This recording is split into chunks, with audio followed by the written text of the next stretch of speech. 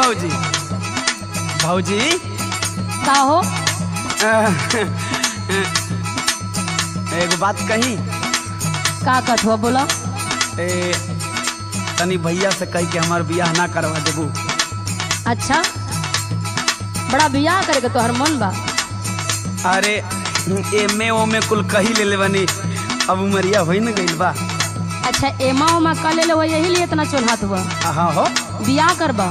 हाँ तनी हमारी 2-4 गो सवाल का जवाब दे दो, ओकरे बाद तोहर बियाह करवाओ थे। सवाल? हाँ हो। मैंने तो के ई नहीं खेलागत कि हम तोरा सवाल का जवाब ना दे दे।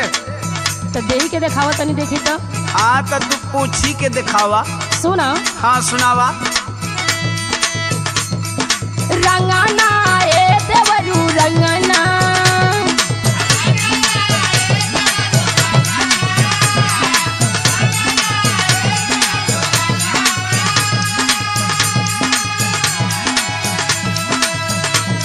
सुनाता?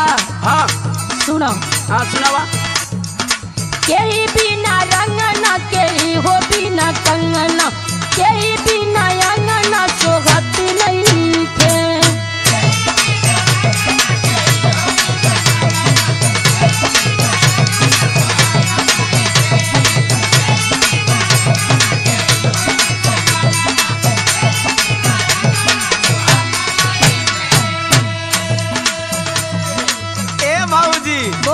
ये तू बड़हन सवाल कर देलू। तो के छोट बुझाता का? और का हम जाना तनी तो छोटे ने बस सुना। अच्छा बतावा। रंगना ये भौजी रंगना,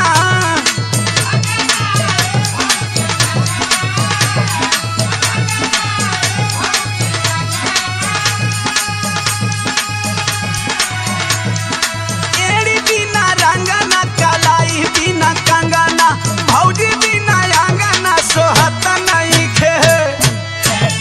चल हाथ बड़ा तोहरे बिना कुल सुनबा।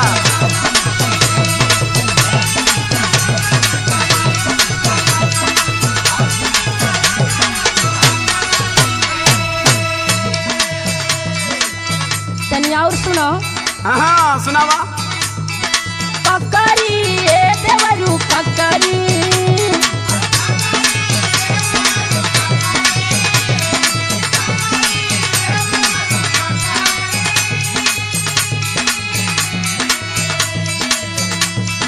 केही बिना ककड़ी केही हो बिना बकरी, केही बिना मछली मरती नहीं थे।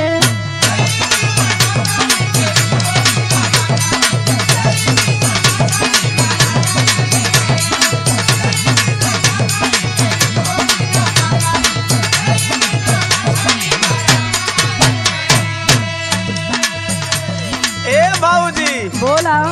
ऐसा ही हम थोड़ी एमे ओमे पास कइले बानी।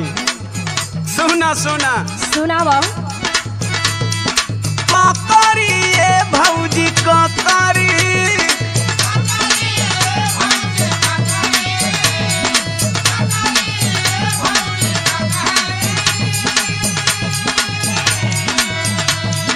कोई बिना ककरी गड़ेरिया बिना बकरी, माधी बिना मछरी मरत नहीं खे।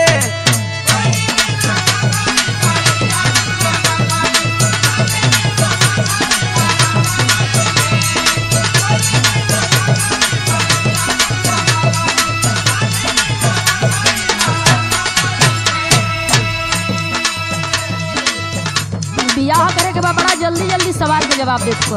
हाँ जानत हई। सुना। हाँ सुनावा। हरावा ए देवरू हरावा,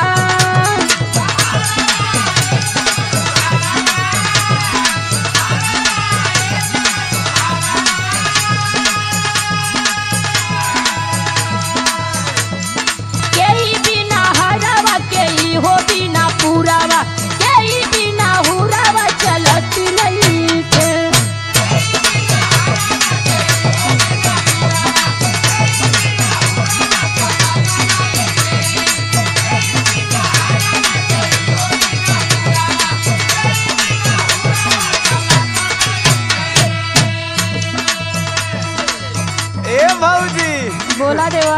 हम PhD कैले हैं ये कुल विषय में। अच्छा हाँ सुना।